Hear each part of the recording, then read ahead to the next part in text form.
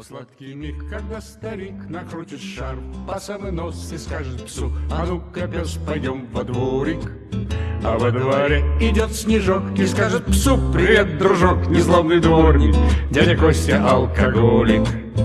У дяди Кости левых нет доходов, зато есть бак для пищевых отходов. Зато у дяди Кости в этом баке всегда найдутся кости для собаки.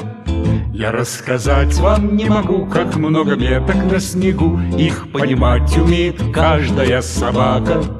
Над этой лапу задирал боксер по кличке Адмирал, а здесь вот Пинчер, мелкий хлыщ и задавака.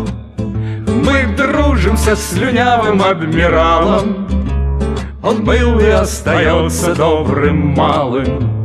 А Пинчера гоняли и гоняем за то, что он каналья невменяем.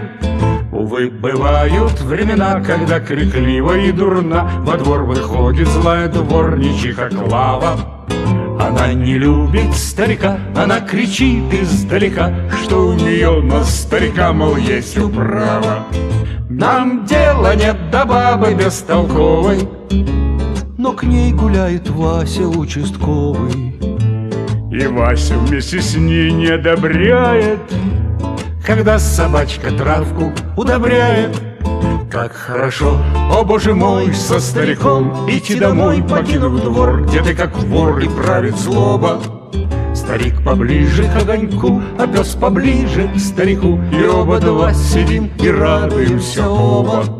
Старик себе заварит черный кофе, чтоб справиться с проблемой мировою, а пес себе без всяких философий завалится на лапы головою. Пара-пара-пара-пара, пара-пара-пара-пара, а пес себе без всяких философий завалится на лапы головою.